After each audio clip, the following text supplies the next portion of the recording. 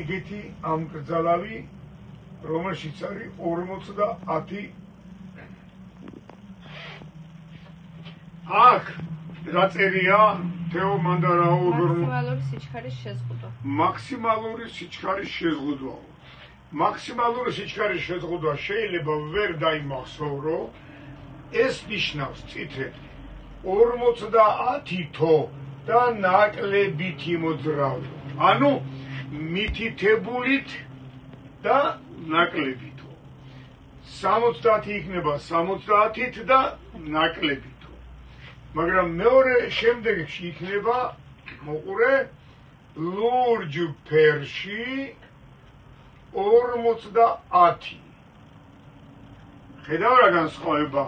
ეს გეუბნება მითითებულით და მეტითო.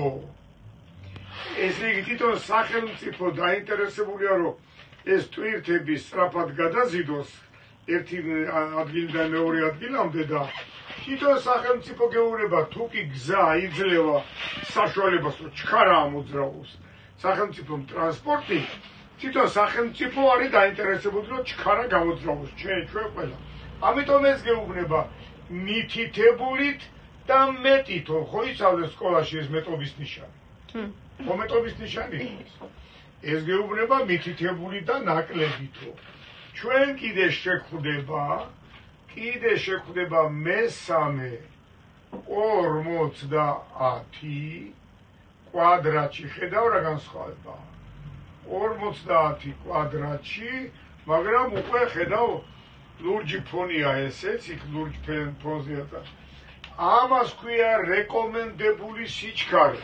ანუ სახელმწიფო გეუბნება ამ მონაკვეთში ამდენით იმოძრავება, მაგრამ ეს ნიშანი გადის როგორც მკვდარს ვენოკი არაშვილი ზარაცოცხლებს რა, გვირგვინს რომ მიიტანე ხო, გეუბნება წამოფრინდება ეხლა რა. როგორც მითვალებულზე გვირგვინი ისია ეს ნიშანი საკრძალო წესებში რა. ხო გაიშედარება. ანუ ეს ფუნქცია მაგარია. ეს ვის ჭირდება საკითხავია.